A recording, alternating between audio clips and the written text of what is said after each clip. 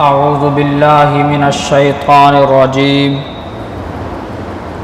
بسم اللہ الرحمن الرحیم ولا تقتلوا اولادکم خشیۃ املاق نحن نرزقکم وإیاہم ان قتلهم کان خطئا کبیرا ولا تقربوا الزنا انه كان فاحشة وساء سبيلا صدق اللہ العظیم۔ یہ سمجھے تھے کہ بوئے گل امین راز گلشن ہے، یہ سمجھے تھے کہ بوئے گل امین راز گلشن ہے، یہ خانوا درباری خود پھولوں کے دشمن ہیں، جنہیں اب تک کالی گھٹا کا پہچان بھی نہ آیا، نشے من سے دھواں اٹھتا ہے تم کہتے ہو ساون ہے۔ میرے محترم بزرگوں اور دوستو، آج امت مسلمہ غیروں کی دیکھا دیکھی جس راستے اور جس نہج پر چل پڑی ہے،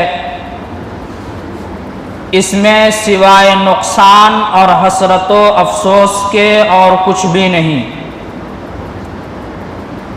آج یورپ، برطانیہ اور مغرب کے اندر جو کچھ ہو رہا ہے، اس سے ہم سب واقف ہیں۔ وہاں کی تہذیب، وہاں کا تمدن، وہاں کا کلچر، وہاں کی سوسائٹی، وہاں کا خاندانی نظام بالکل چوپٹ ہو چکا ہے، غیرت و حمیت کا جنازہ نکل چکا ہے، اور وہاں کے لوگ کھلے عام زناکاری اور شہوت رانی میں مبتلا ہو چکے ہیں۔ اور نبی اکرم صلی اللہ علیہ وسلم نے جو پیشین گوئی کی تھی کہ ایک وقت ایسا آئے گا کہ انسان کھلے عام سرے بازار چوپایوں اور گدھوں کی طرح زناکاری کریں گے، شہوت رانی کریں گے، بدکاری کریں گے۔ بالکل ویسے ہی کچھ مناظر آج یورپ اور برطانیہ کے اندر برپا ہے۔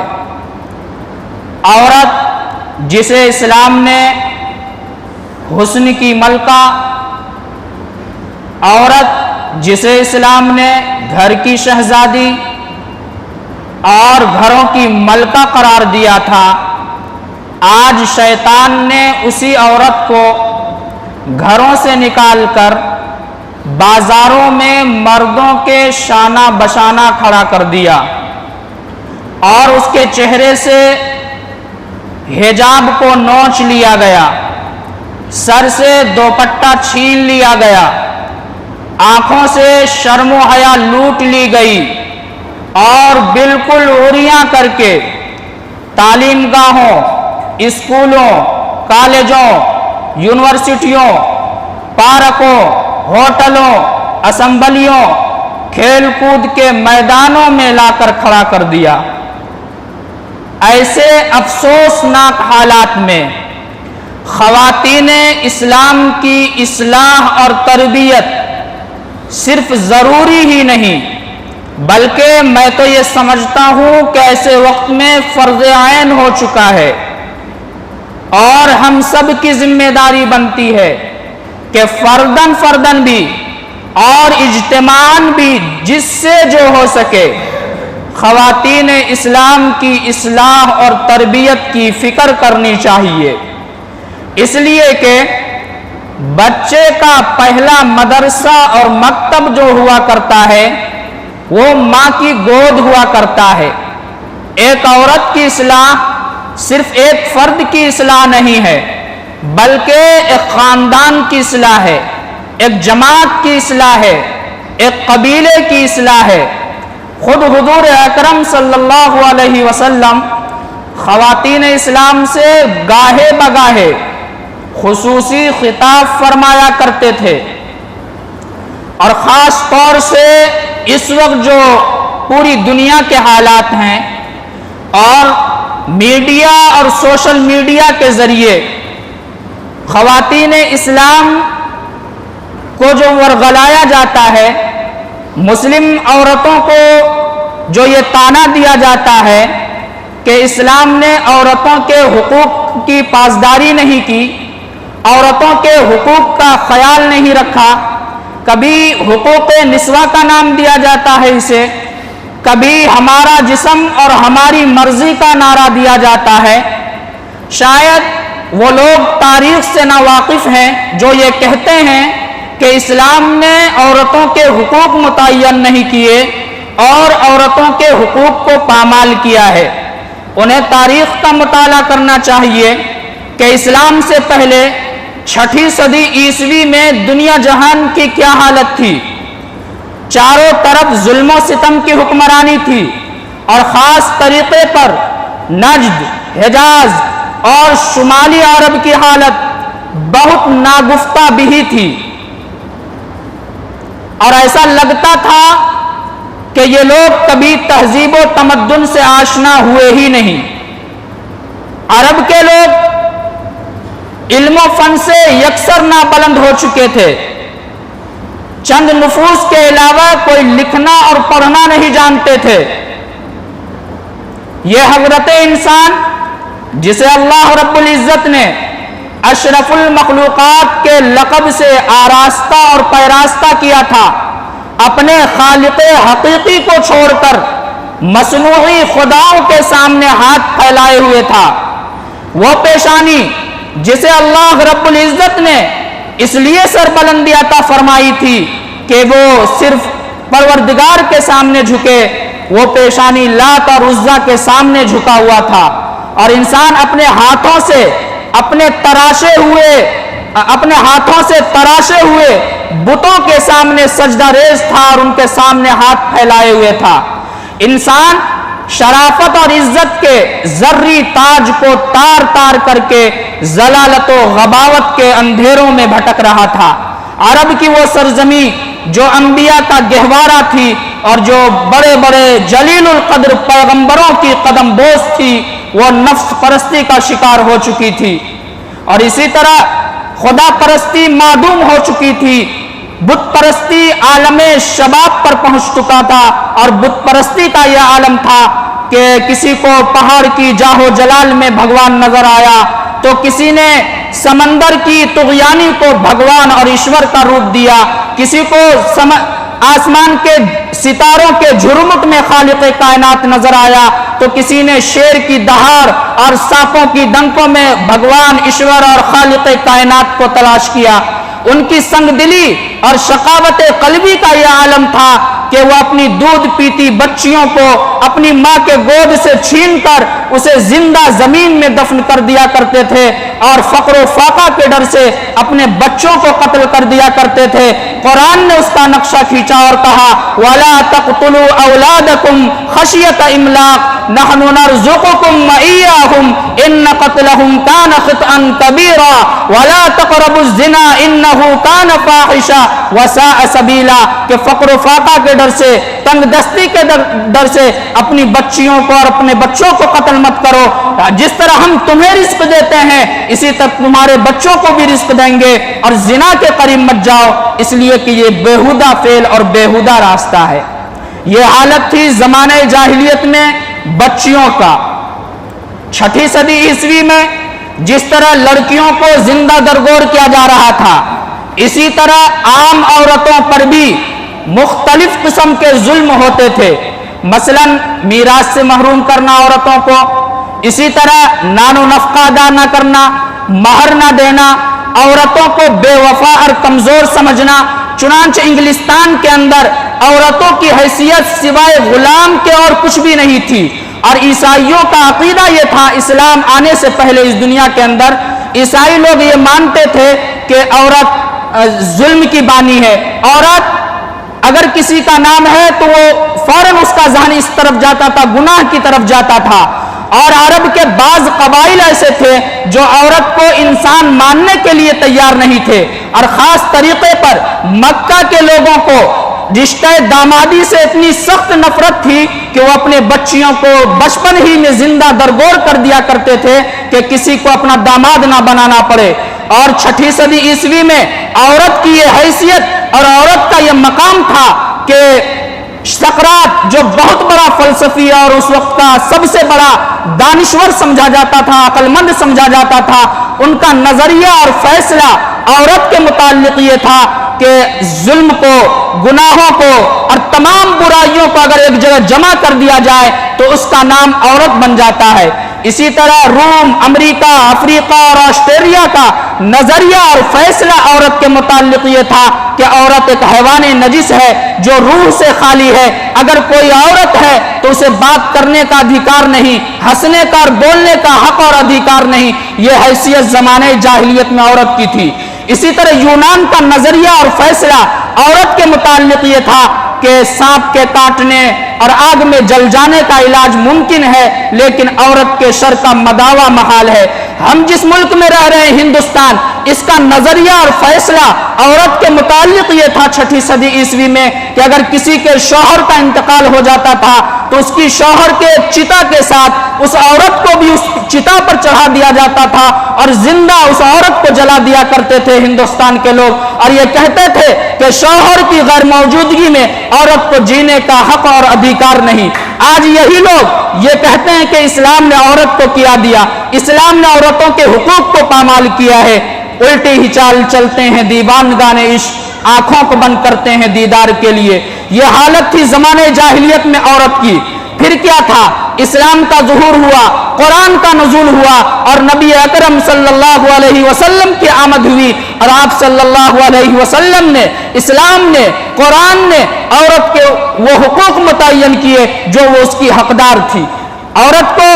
جسے کل تک زندہ درگور کیا جا رہا تھا، جس عورت کو آگ کے حوالے کیا جا رہا تھا، اسی عورت کے مقام کو بلند کرتے ہوئے اسلام نے اسے تحت الثری سے اٹھا کر ثریا پر پہنچا دیا، ماں کو عظمت کا تاج پہنا دیا، بیویوں کو الفت کی دیوی بنا دیا اور بہنوں پر شفقت کے پھول نچھاور کر دیے۔ عزت و اکرام کا اسے دوشالہ عطا کیا گیا، محبت کی اوڑھنی دی گئی اور حیا کی چادر اس کے سر پر رکھا گیا۔ عورت کو حیا کی چادر دی اور عزت کا غازہ بھی بخشا، شیشوں میں نزاکت پیدا کی، کردار کے جوہر چمکائے۔ وہی عورت جسے کل تک درگور کیا جا رہا تھا اور بچے کی پیدائش پر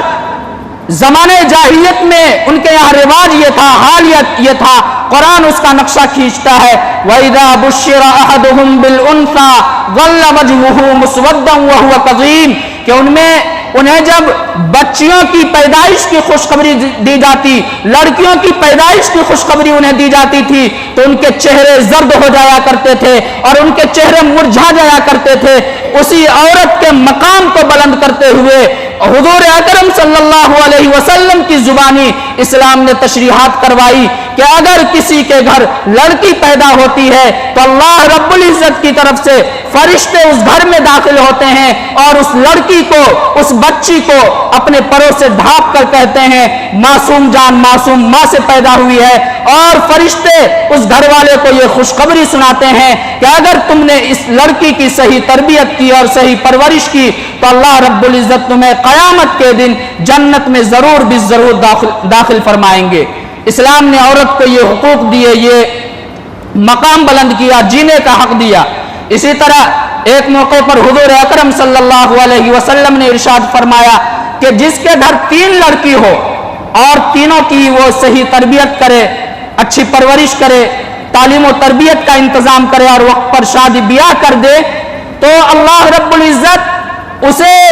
قیامت کے دن یہ حکم دیں گے کہ جنت کے جس دروازے سے چاہو تم جنت میں داخل ہو جاؤ۔ اس کے بعد آپ صلی اللہ علیہ وسلم نے فرمایا کہ جس پر 2 لڑکی ہو اس کی وہ صحیح تعلیم اور تربیت کا انتظام کرے تو وہ شخص اور میں یعنی محمد الرسول اللہ جنت میں اس طرح ہوں گے۔ آپ نے دونوں انگلیاں اوپر اٹھا کر فرمائی کہ جس طرح دونوں انگلیاں متصل ہے اسی طرح وہ شخص محمد الرسول اللہ کے قریب ہوگا جنت میں۔ صحابہ نے عرض کیا اے اللہ کے نبی صلی اللہ علیہ وسلم جس کو ایک ہی لڑکی ہے وہ کیا کرے؟ آپ نے فرمایا کہ اس شخص کا بھی یہی حکم ہے جو 2 لڑکی کا ہے۔ یہ مقام اسلام نے عورت کو دیا۔ آج جو یہ کہتے ہیں کہ اسلام نے عورتوں کے حقوق کو پامال کیا ہے، عورتوں کو جینے کا حق نہیں دیا، وہ ناواقف ہیں، ان کے ذہن کا دیوالیہ پن ہے۔ اسلام نے، قرآن نے زندگی کے ہر موڑ پر، زندگی کے ہر گوشے میں عورت کی رہنمائی اور رہبری کی ہے۔ تخلیق کی باری آئی، قرآن نے کہا یا ایھا الناس اتقوا ربکم الذی خلقکم من نفس واحدہ وخلق منها زوجها وبث منهما رجالا کثیرا ونساء۔ اللہ رب العزت قرآن کریم کی اس آیت کے اندر تمام انسانوں کو مخاطب کر کے کہہ رہے ہیں کہ اے لوگو، اس پروردگار سے ڈرو جس نے تمہیں ایک نفس سے پیدا کیا اور حضرت آدم علیہ السلام کی بائیں پسلی سے حضرت حوا کو پیدا کیا، پھر حضرت آدم اور حضرت حوا علیہ السلام کے ذریعے اس پوری کائنات کو وجود بخشا، اس دنیا کے اندر انسانوں کو آباد کیا، بہت سارے مردوں کو پیدا کیا، بہت ساری عورتوں کو پیدا کیا۔ جب برابری کی باری آئی، قرآن نے کہا ہن لباس لکم وانتم لباس لہن، کہ تم پوشاک ہو ان کی اور وہ پوشاک ہے تمہاری۔ جس طرح پوشاک اور لباس بدن سے متصل رہتے ہیں، اسی طرح مرد اور عورت کو قرآن نے کہا۔ اسی طرح قرآن نے زندگی کے ہر موڑ پر عورت کے حقوق کا خیال رکھا ہے۔ ایک موقع پر قرآن نے کہا وعاشروہن بالمعروف، کہ تم اپنی عورتوں کے ساتھ حسن سلوک کا برتاؤ کرو، اچھے اخلاق سے پیش آؤ، نرمی کے ساتھ ان سے گفتگو کرو۔ اسی طرح جب حقوق کی باری آئی تو قرآن نے کہا کہ جس طرح مردوں کے حق عورتوں پر ہے، اسی طرح عورتوں کے حق بھی مردوں کے اوپر ہے، اور وہ حق واجب ہے، اس کا ادا کرنا ضروری ہے۔ اسی طرح جب تعلیم و تربیت کی باری آئی تو حضور اکرم صلی اللہ علیہ وسلم کی زبانی اللہ رب العزت نے تشریحات کروائی اور فرمایا، آقا مدنی محمد عربی صلی اللہ علیہ وسلم نے طلب العلم فریضۃ علی کل مسلم و مسلمہ، علم کا طلب کرنا ہر مسلمان مرد اور عورت پر فرض ہے۔ جس طرح مردوں کی تعلیم ضروری ہے، اسی طرح عورتوں کی تعلیم بھی ضروری ہے، اور یہ فرض عین ہے۔ نان و نفقے کی باری آئی تو قرآن نے کہا وآتوا النساء صدقاتہن نحلا، تم اپنی عورتوں کے حقوق ادا کرو، ان کے مہر ادا کیا کرو۔ گویا کہ زندگی کے ہر موڑ پر، زندگی کے ہر گوشے میں قرآن نے، اسلام نے عورت کی رہنمائی کی ہے، عورت کے حقوق کا خیال رکھا ہے۔ صرف اس دنیا ہی کے اندر ہی نہیں بلکہ آخرت کے اندر بھی قرآن کہتا ہے ان المسلمین والمسلمات والمؤمنین والمؤمنات والقانتین والقانتات۔ اسی طرح پوری آیت پڑھتے جائیے کہ مسلمان مرد، مسلمان عورتیں، مومن مرد، مومن عورتیں، روزے دار مرد، روزے دار عورتیں، اسی طرح نمازوں کی پابندی کرنے والے مرد، نمازوں کی پابندی کرنے والی عورتیں، اسی طرح اپنے شرمگاہوں کی حفاظت کرنے والے مرد، اپنے شرمگاہوں کی حفاظت کرنے والی عورتیں، ان سب کے لیے خوشخبری ہے، ان سب کے لیے جنت کا وعدہ ہے اور آخرت کے اندر اجر عظیم ہے۔ یہ حقوق اسلام نے متعین کیے ہیں عورت کے لیے۔ آج یہ زمانہ جاہلیت کا جو دور پھر سے شروع ہو چکا ہے، آج جو اپنے آپ کو ترقی یافتہ کہتے ہیں، عورتوں کو ان کے گھروں سے نکال کر بازاروں میں لا کر کھڑا کر عورتوں کے حسن کی نمائش کر کے یہ سمجھتے ہیں کہ ہم نے عورت کے حقوق ادا کیے۔ میرے محترم بزرگوں، دوستو، حقیقت یہ ہے کہ جو حقوق اور جو خیال زندگی کے ہر شعبے میں، زندگی کے ہر موڑ پر اسلام نے عورتوں کے متعین کیے ہیں، وہ دنیا کے کسی بھی دوسرے مذاہب میں وہ حقوق اور وہ خیال عورتوں کا نہیں ہے۔ اس لیے ضرورت اس بات کی ہے کہ ہم قرآن کریم کو پڑھیں، ان کی تعلیمات پر عمل کریں، احادیث نبویہ کا مطالعہ کریں، صحابہ کرام رضوان اللہ تعالی علیہم اجمعین، اسی طرح صحابیات، ان کے واقعات کو پڑھیں اور سمجھیں کہ اسلام نے عورت کے کتنے بڑے حقوق متعین کیے ہیں اور کتنا خیال رکھا ہے عورت کا۔ دعا کیجئے کہ اللہ رب العزت ہم سب کو کہنے اور سننے سے زیادہ عمل کی توفیق عطا فرمائے۔ وما علینا الا البلاغ۔